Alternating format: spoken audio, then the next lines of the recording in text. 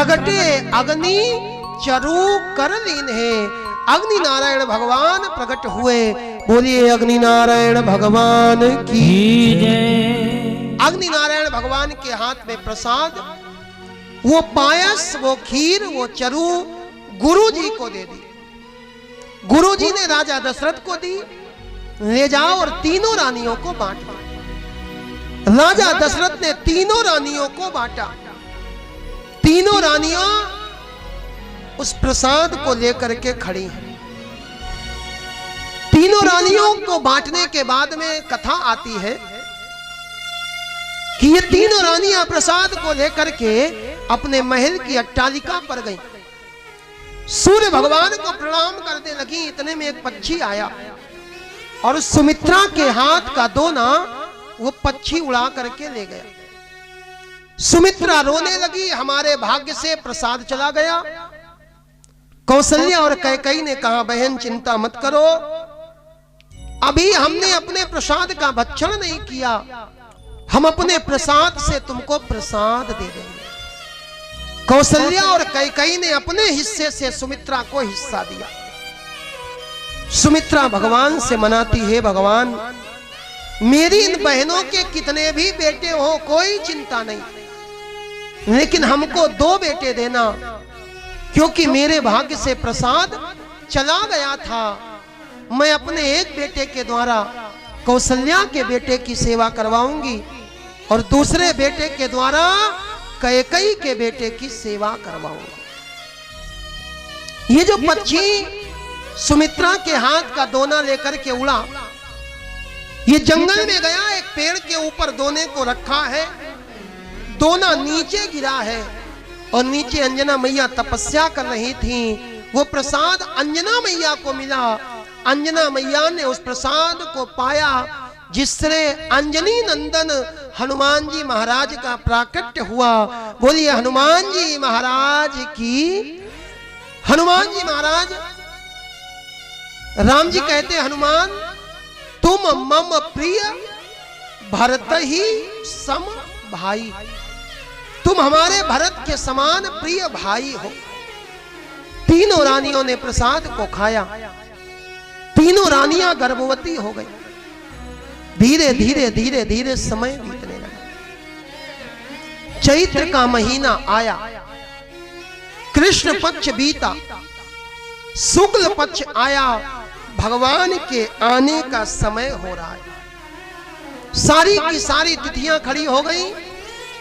भगवान ने कहा नवमी हम तुम में आएंगे, क्योंकि ये जो नवमी है ना, 9 का अंक ब्रह्म का अंक है। 9 का अंक कभी घटता बढ़ता नहीं, जितने बार गुणा करोगे इसका मूलांक 9 ही आएगा। 9 का अंक ब्रह्म का अंक है। 8 का अंक ये माया का अंक है, कभी घटता है और कभी बढ़ता है। और 0 से लेकर के 7 तक ये जीव के अंक है। इनका कोई भरोसा नहीं, ये कब कहां पहुंच जाए। नवमी तिथि को भगवान ने चुना। सारे के सारे देवता आ गए और देवता आकर के इंतजार करने लगे। नवमी तिथि मधुमास पुनीता, नवमी तिथि मधुमास पुनीता, शुक्ल पक्ष अभिजित हरिप्रीता,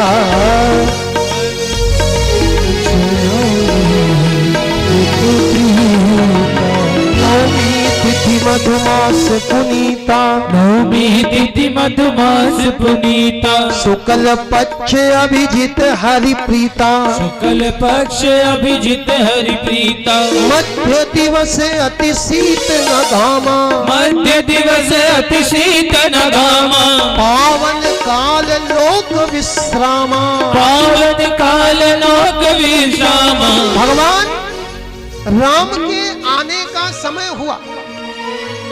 भगवान राम का जन्म होना है। और भगवान का जन्म कब हुआ? मध्य दिवस। रामनवमी हम लोग कितने बजे मनाते? दिन के 12 बजे और कृष्ण जन्माष्टमी रात के 12 बजे। मतलब क्या है? भगवान राम का जन्म हुआ मध्य दिवस में और कन्हैया का जन्म हुआ मध्य रात्रि में। भगवान बीच वाले को ही मिलते, भगवान रागी को भी नहीं मिलते और भगवान वैरागी को भी नहीं मिलते। भगवान जब मिलते हैं तब भगवान किसी न किसी अनुरागी को मिलते हैं, भगवान बीच वाले को मिलते हैं। मध्य दिवस और वहां मध्य रात। और सरल करें, भगवान का जन्म हुआ है 12 बजे। ये 12 कितने बजे बजता? ये 12 बोले 12 बजे बजता। आप लोगों ने घड़ी देखी होगी, पहले समय घड़ी से देखते थे, अब बोले अब तो मोबाइल से देख लेते। मेरे भाई जब 12 बजता है घड़ी में तो आपने देखा होगा घड़ी में विशेष रूप से 2 सुइयां होती हैं, एक बड़ी और एक छोटी। एक घंटे की सुई और दूसरी मिनट वाली सुई। ये दोनों सुइयां चलती हैं चलती हैं चलती हैं। और 12 कब बजता? जब ये दोनों सुइयां एक होती हैं तब 12 बजता है। ऐसे ये संसार है घड़ी। छोटी वाली सुई है जीवात्मा और बड़ी वाली सुई है परमात्मा। दोनों घूम रहे हैं अगल बगल, लेकिन मिल नहीं पाते। और जैसे ही दोनों मिलते हैं 12 बजता है, वैसे ही भगवान का प्राकट्य हो जाता है। और आज मध्य दिवस में भय प्रगट कृपाला दीन दयाला कौसल्या हितकारी हर्षित महतारी मुनि मनहारी अद्भुत रूप विचारी लोचन अविराम तनु कर कोई कर जोड़ी स्तुति तोरी विधि करूं अनंता माया गुण ज्ञानातीत अमाना वेद पुराण बनंता करुणा सुख सागर सब गुण आगर जही का वही श्रुति कंता सोम हित लागी जन अनुरागी भयो प्रगट श्रीकंता ब्रह्मांड निकाया निर्मित माया रोम रोम सोवासी यह उपहासी सुन धीर मति फेर रहे उपजा जब ज्ञाना प्रभु मुस्काना चरित बहुत विधि कीन चहे कही कथा सुहाई मातु बुझाई यही प्रकार सुत प्रेम अतः रूपा की जैसे सुलीला अति प्रिय शीला यह सुख परम अनुपा सुनि वचन सुजाना रोदन ठाना होई बालक सुरभूपा यह चरित जगावई हरिपद पावई देना परई बबूपा विप्रधेर माया गुण गोपाल माया गुण गोपाल माया गुण गोपाल भगवान प्रकट हो गए। और कौन वाले भगवान? न राम जी प्रकट हुए न श्याम जी प्रकट हुए। कौन प्रकट हुआ? भय प्रकट गए भक्तों पर कृपा करने के लिए कृपालु जी प्रकट हो गए। कौन प्रकट हुआ? दीन दयाला, दीनों पर दया करने वाले दीन दयालु जी महाराज प्रकट हो गए। भगवान प्रकट हुए, लेकिन इसके बाद लिखा कौन? गुरु के यहां कौन गया? गुरु ग्रह गया तुरंत महीपाला राजा दशरथ गुरु के यहां गए। प्रसाद गुरु जी ने राजा दशरथ को दिया। लिखना तो ये चाहिए भय प्रगट कृपाला दीन दयाला दशरथ के हितकारी, लेकिन लिखते हैं कौशल्या हितकारी। भगवान दशरथ का हित करने नहीं आए, भगवान कौशल्या का हित करने आए। ये कौशल्या कौन है और दशरथ कौन है? दशरथ है ज्ञान, और कौशल्या है भक्ति। भगवान ज्ञानी का कल्याण करने नहीं आते, भगवान तो अपने भक्त का कल्याण करने के लिए अवतार लेते। एक बार एक ज्ञानी और एक भक्त दोनों भगवान के पास पहुंचे। आगे आगे ज्ञानी और पीछे पीछे भक्त। ज्ञानी ने हाथ जोड़े, प्रभु हम आपसे ये पूछना चाहते हैं कि हमको आप किस दृष्टि से देखते हो। भगवान कहते हैं हम तुमको अपनी आत्मा मानते। ज्ञानी भगवान की आत्मा है, आत्मा। ये बात जब भक्त ने सुनी तो भक्त वापस आने लगा। भगवान ने बुलाया, सुनो तुम आए थे और वापस जा रहे हो। ये भक्त कहता, प्रभु हम पूछने आए थे कि आप हमको किस दृष्टि से देखते हो, और आपने कहा ज्ञानी आपकी आत्मा है। अब इसके बाद हमारा नंबर कहां रह गया। भगवान ने मुस्कुरा करके कहा, प्यारे ज्ञानी मेरी आत्मा है, लेकिन भक्त, भगवान कहते भक्त, ये भक्त तो मेरा भी परमात्मा है। मैं भगतन को भगत। और भगवान कभी भी किसी ज्ञानी का कल्याण नहीं करते। ज्ञानी तो अहम ब्रह्मास्मि सोहम, वो तो अपना कल्याण स्वयं करता है। भगवान भक्त का कल्याण करने वाले होते। कौशल्या का कल्याण करने के लिए भगवान पधारे। जिस समय भगवान पधारे, कौशल्या ने देखा अद्भुत रूप विचारी, अद्भुत रूप देखा। कौशल्या ने कहा, प्रभु आप हैं कौन। भगवान बोले, मैया भूल गई, मैं क्या हूं वो बतलाता हूं। तेरी आंखों का तारा हूं और पहले वरदान दे चुका था। कब? जब आप मनु शत्रुपा के रूप में थे, तब जब आप कश्यप अदिति के रूप में थे, तब पहले वरदान दे चुका था। अब वो ही राज दुलारा हूं, मैं आपका बेटा बन करके आया हूं। कौशल्या को हंसी आ गई। कहते हो बेटा और लगते हो बाप। बेटा पैदा होता तो छोटा होता, भगवान छोटे बन गए। बेटा पैदा होता तो 4 भुजाएं नहीं होती, 2 भुजाएं होती। 2 हाथ भगवान ने अंतर ध्यान कर दिया।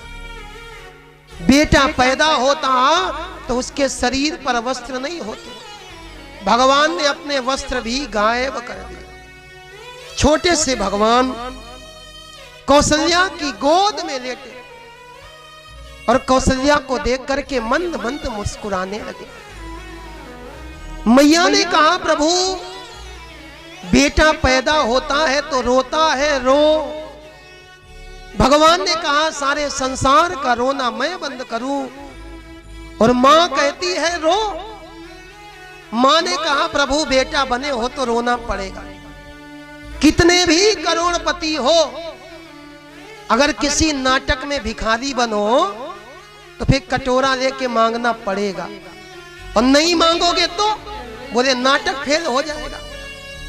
अब भगवान बोले नाटक तो करना है, लीला तो करनी है। तो आज भगवान सुनि वचन सुजाना रोदन ठाना। आज भगवान ने रोने का ठान लिया।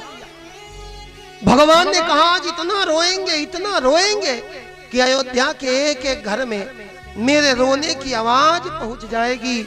और आज भगवान ने रोना शुरू कर दिया। सुनि वचन सुजाना रोदन ठाना। एक दासी आई, रोना सुना, दशरथ जी को बताया। कौशल्या ने एक बालक को जन्म दिया। दूसरी दासी आई, महाराज कैकेयी ने भी एक बालक को जन्म दिया। तीसरी दासी आई, महाराज सुमित्रा ने 2 बालकों को जन्म दिया। 4 पुत्रों के जन्म का समाचार मिला। दशरथ जी आनंद में भर करके बाजे वालों को बुलाने लगे और बाजे वाले आकर के बाजे बजाने लगे। राम जी के जन्म की बधाई। आइए राम जी के जन्म का आनंद लेते हुए सूक्ष्म रूप में राम कथा को श्रवण करेंगे और इसके बाद कन्हैया के जन्म की ओर चलेंगे। चारों ललना प्रगट भय आज, अवध में लड़ुआ बटे। चारों ललना प्रगट है आज, अवध में लड़ुआ बटे। ताली बजाते हुए लड़ुआ बटे हाजी, लड़ुआ बटे, लड़ुआ बटे हाजी लड़ुआ बटे। चारों लल अवध में लड़ुआ बटे। चारों ललना प्रकट भय आज, अवध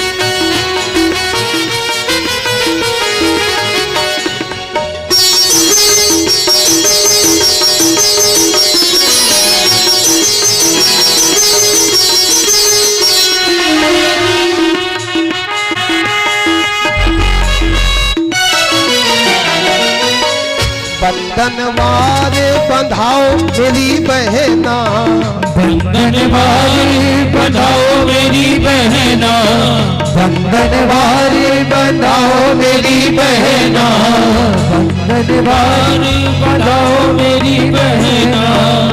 और पर्दे और पर्दे और पर्दे लगाओ जरीदार, अवध में लड़ुआ बटे, लड़ुआ बटे।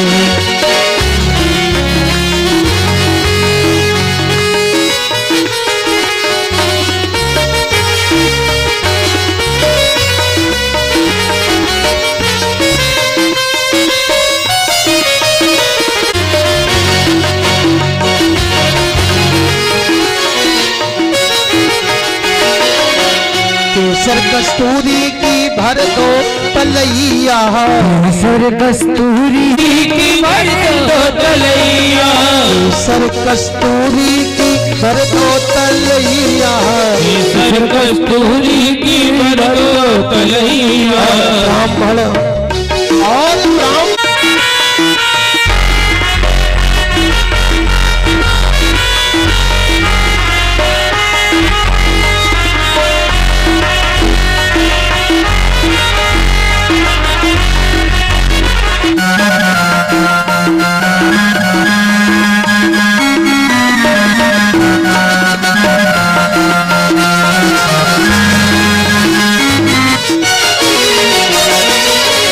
गैया के दूध की खीर बनाओ, गैया के दूध की खीर बनाओ, गैया के दूध की खीर बनाओ, गैया के दूध की खीर बनाओ, गैया के दूध की खीर बनाओ। गैया के दूध की खीर बनाओ।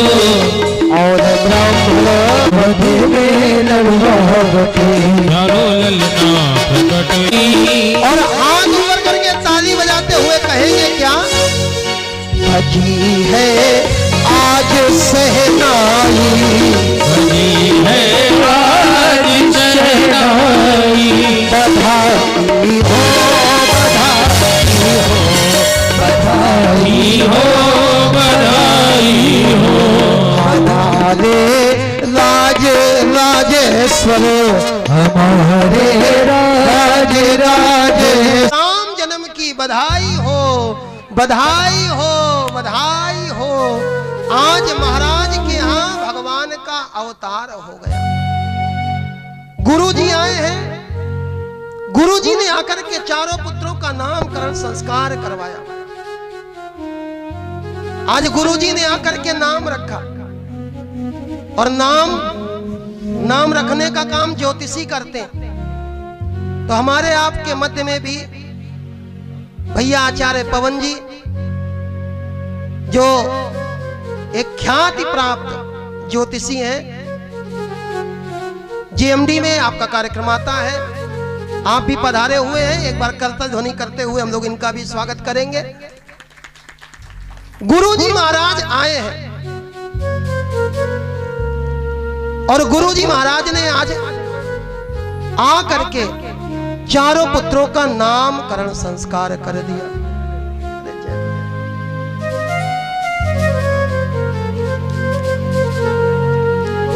कहते हैं कौशल्या के बेटे का नाम है क्या? बोले राम।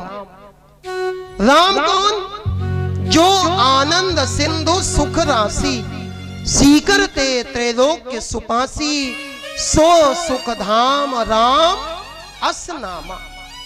कौशल्या के बेटे का नाम राम, कैकेयी के बेटे का नाम विश्व भरण पोषण कर जोई, ताकर नाम भरत अस होई।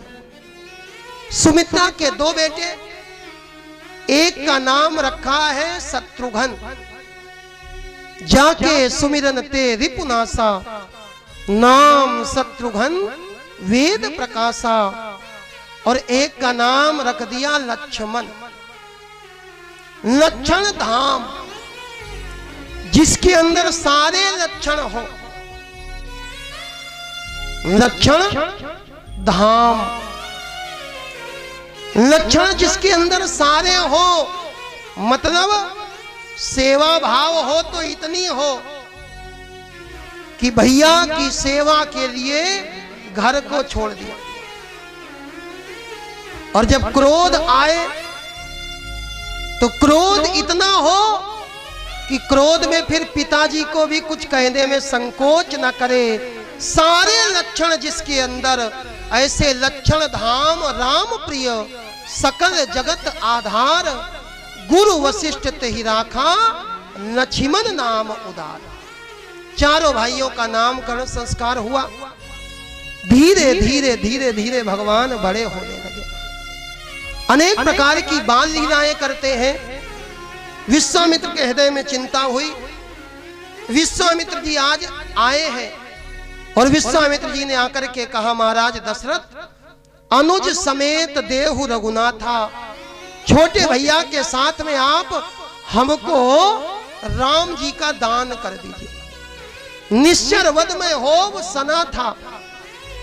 राजा दशरथ कहते हैं, गुरुजी आप राम न मांगो, आप राम न मांगो, राम के बदले मांग लो। क्या मांगो? मांगो हूं भूमि, आप हमारा राज्य मांग लो, आप हमारा सिंहासन मांग लो। विश्वामित्र ने मांगा है राम, और दशरथ जी देने को तैयार है क्या? बोले आप भूमि मांग लो, आप हमारा सिंहासन मांग लो। विश्वामित्र बोले हमें सिंहासन नहीं चाहिए मेरे भाई, सिंहासन बड़ा नहीं होता, बड़ा होता है जो उसमें बैठता है। हमें सिंहासन नहीं चाहिए, हमें तो सिंह चाहिए। और राम है कौन? राम और लक्ष्मण है पुरुष सिंह दो वीर। हमें सिंहासन नहीं, सिंह चाहिए। राजा दशरथ कहते हैं, धेनु मांग लो, गाय मांग लो।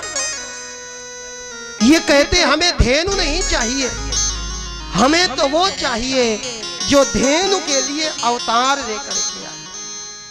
हमें धन और कोष भी नहीं चाहिए, हमें तो राम चाहिए। राजा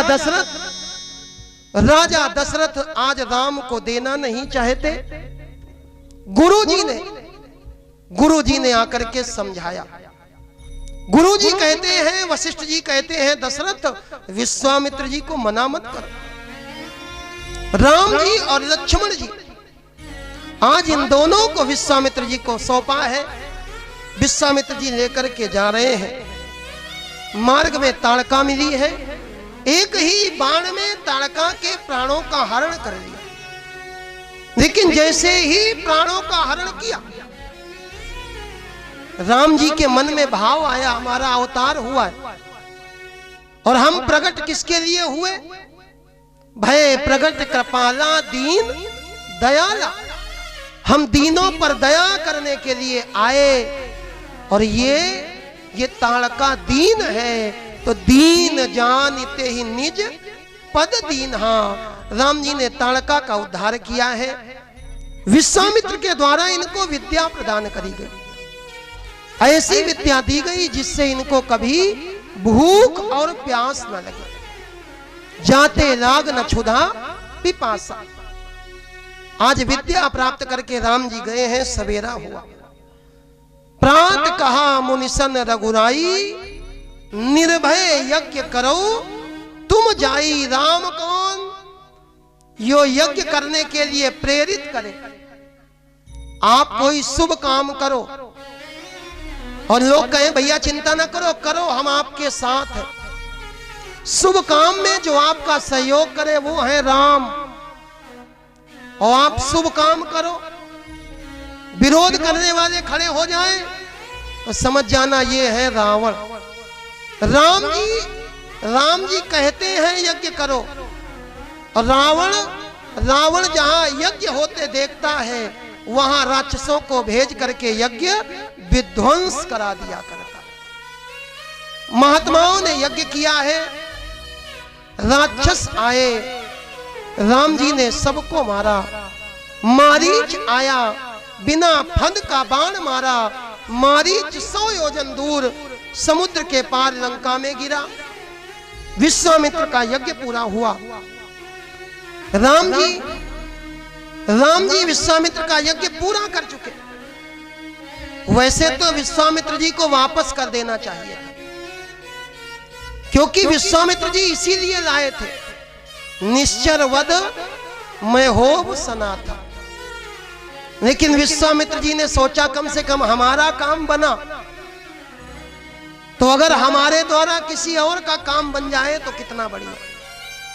इन्होंने सोचा यह यज्ञ तो पूरा हो गया, और वो यज्ञ जो महाराज जनक कर रहे हैं अभी तक पूरा नहीं हो पाया। विश्वामित्र बोले राम चलो एक यज्ञ और करना। कौन वाला? बोले धनुष यज्ञ सुनि रघुकुल नाथा, हरसी चले मुनिवर के साथा। राम लक्ष्मण विश्वामित्र मुनि मंडली के साथ चल देते हैं।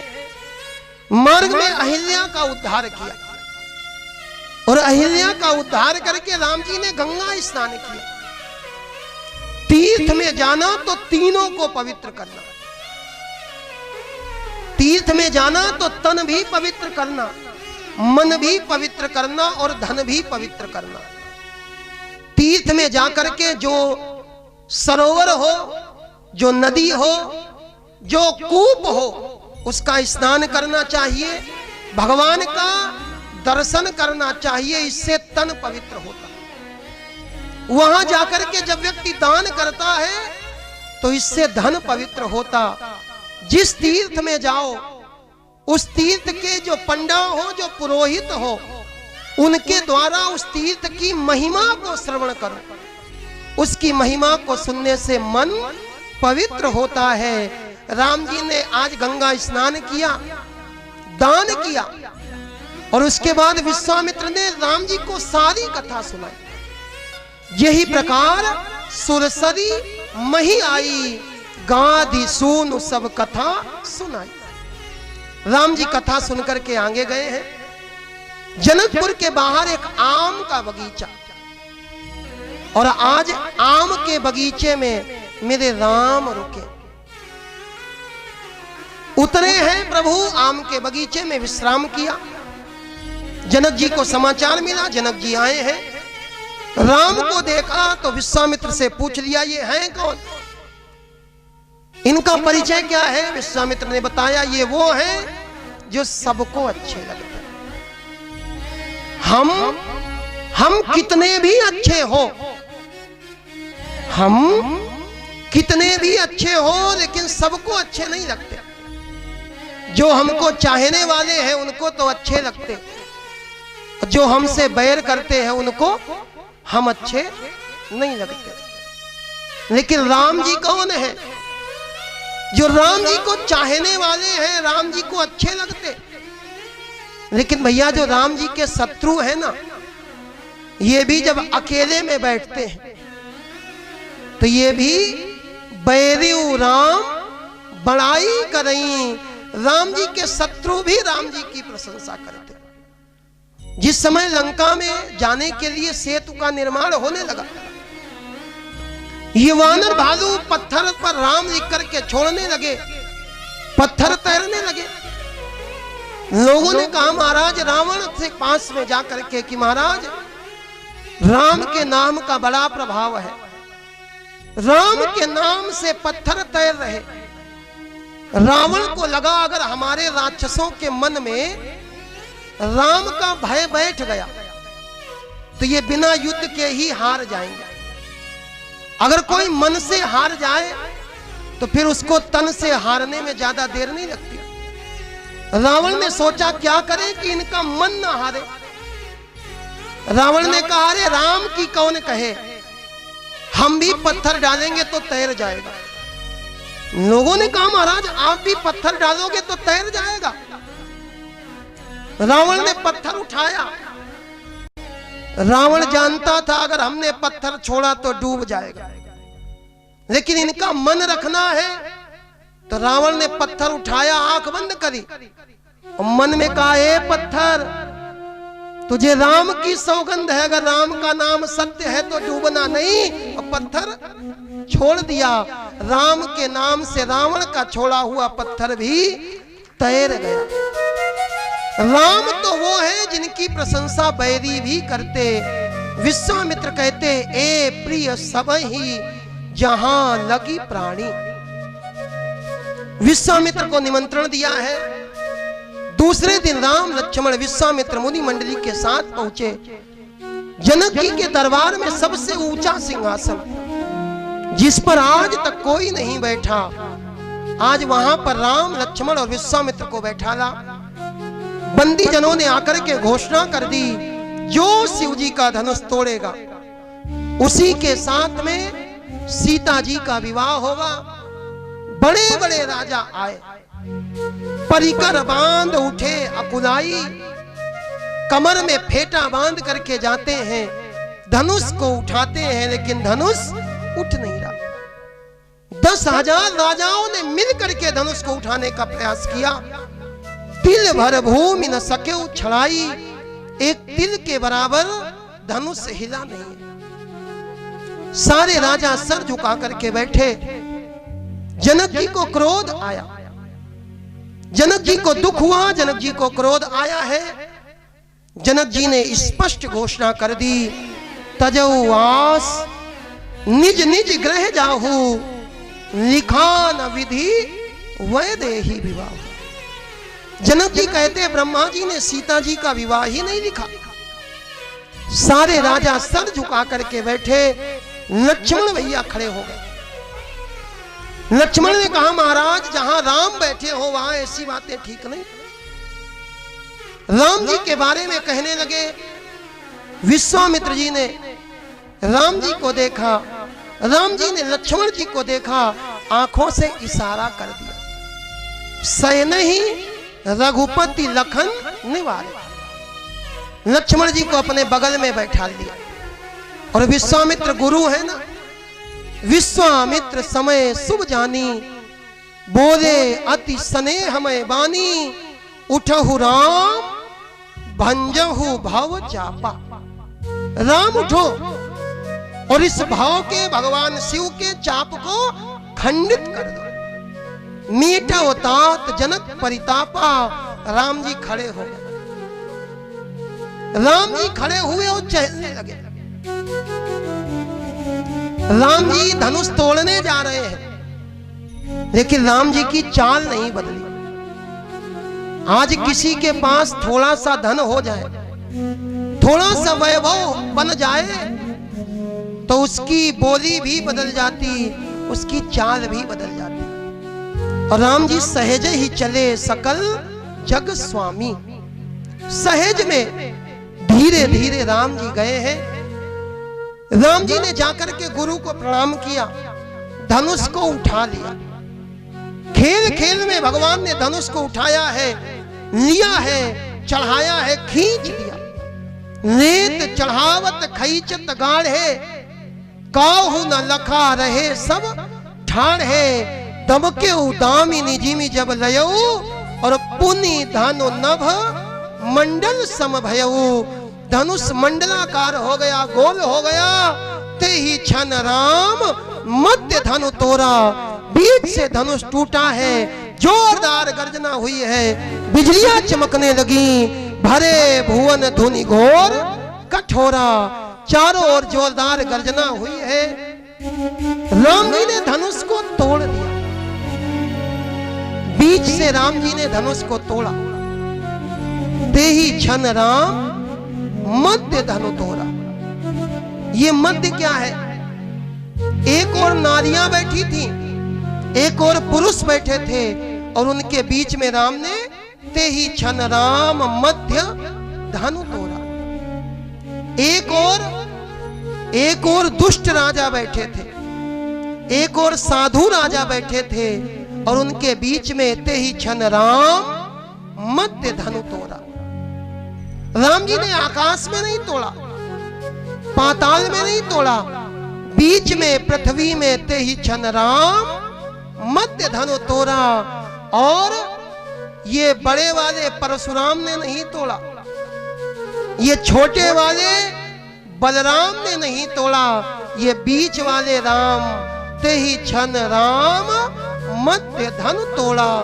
भरे भुवन धुनि घोर कठोरा। सखियां आ गईं, सीता जी जयमाल लेकर के आई हैं। सखियां राम जी के सामने खड़ी हैं। सीता जी जयमाल लेकर के खड़ी, लेकिन पहना नहीं पा रहे। अनेक संतों ने अनेक भाव दिए। एक संत कहते हैं सीता जी ने जयमाल उठाई, और जैसे ही जयमाल उठाई सीता जी को याद आया ये वही राम है जिनके चरणों की धूलि के स्पर्श से एक पत्थर नारी बन गई, और कहीं ऐसा ना हो हम इनको छुए और हम पत्थर बन जाए।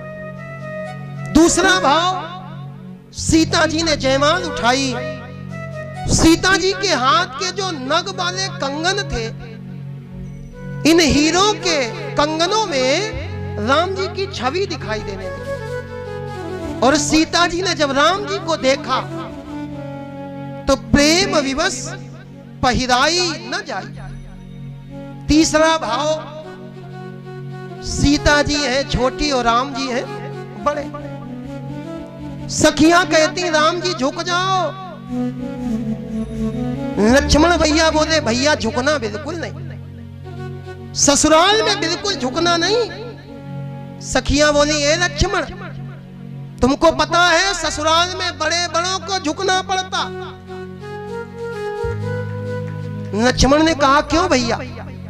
राम जी एक बात बताओ, क्या ये सखियां सही कह रही हैं? ससुराल में झुकना पड़ता है। राम जी बोले भैया लक्ष्मण क्या बताएं, हमको भी कोई अनुभव नहीं है। क्यों? क्योंकि इसके पहले हमारे जितने अवतार हुए, मीन मछली बने कभी विवाह नहीं हुआ, कछुआ बने, सूकर बने, नरसिंह बने, वामन बने, परशुराम बने, लेकिन कभी ससुराल नहीं गए, पहली बार आए हैं। अब सखियां कह रही हैं झुकना पड़ता है। लक्ष्मण ने कहा भैया देखो, हम तुम दो भाई हैं, अगर तुम झुकोगे तो बात बिगड़ जाएगी, अगर झुकना पड़ेगा तो हम झुकेंगे। दोनों भाई आपस में बातें कर रहे थे, राम जी तन करके खड़े। सखियों ने कहा सुनो राम जी, अब यहां आकर के अभिमान मत करो, ससुराल में किसी का अभिमान नहीं चलता। काहे करत अभिमान रघुवर राम लला। हे राम जी आप अभिमान क्यों करते? आपको पता है आप जब दशरथ जी के यहां गए तो ऐसे नहीं गए। बड़े जतन के बाद पुत्र बने, चौथे पद में बड़े जतन के बाद पुत्र बनी, नृप दशरथ ग्रह आए। वहां तो जब आपके पिताजी को ग्लानि हुई, गुरुजी ने आशीर्वाद दिया, यज्ञ हुआ, तब आए। और हमारे यहां जनकपुरी में समाचार सुन आ गए बिना बुलाए। महाराज आप तो यहाँ बिना बुलाए आए हो, अब तो झुक जाओ ना। राम जी झुक नहीं रहे। लक्ष्मण भैया ने झुक करके राम जी को प्रणाम किया। लक्ष्मण को उठाने के लिए जैसे ही राम जी झुके, इतने में जानकी ने जयमाल डाल दी। जय जय हो रामचंद्र तेरी जय हो जानकी। बोलिए सीताराम जी महाराज की। आज सीता जी ने जयमाल डाल दी। राम और सीता की सुंदर जोड़ी, करही आरती पुर नर नारी, देहि निछावर वित्त विसारी। राम और सीता की आरती हुई है, निछावर हुई है। इसके बाद दशरथ जी के पास समाचार पहुंचा। दशरथ जी महाराज गुरु जी से पूछ करके बारात लेकर के आए। आज जनकपुर में चारों भाइयों का विवाह संस्कार हुआ। बहुत दिन तक बारात रुकी, लौट करके आई। बारात जब लौट करके आई है, राजा दशरथ चारों पुत्रों का और पुत्र वधुओं का बड़ा प्रेम से सम्मान के साथ अपने घर में रखते हैं।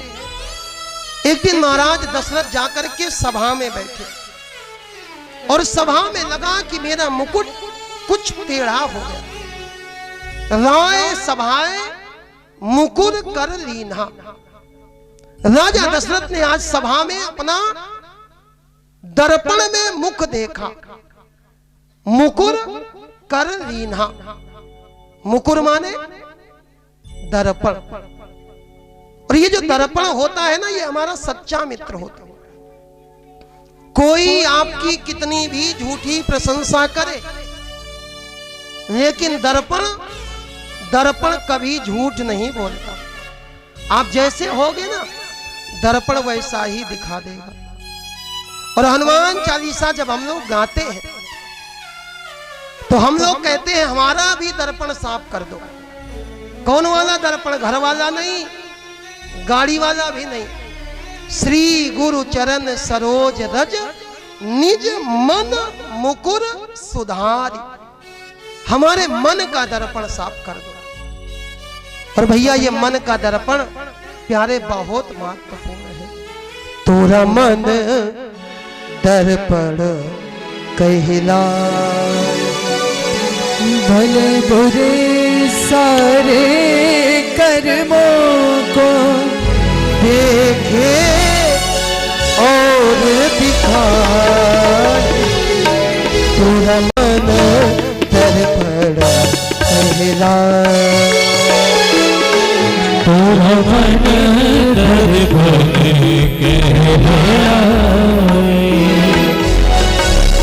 भले बुरे सारे कर्मों को, भले बुरे सारे कर्मों को देखे और दिखाए। तोरा मन दर्पण कहलाए, तोरा मन दर्पण कहलाए।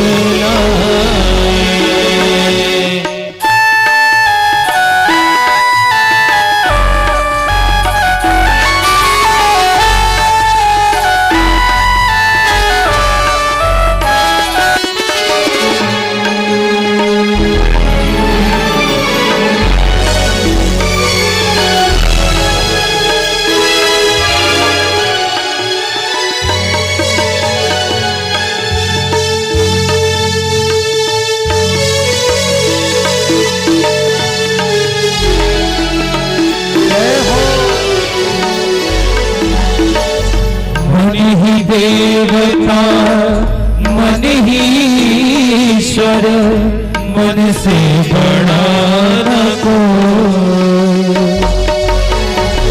मन ही देवता मन ही ईश्वर, मन से बड़ा न कोई।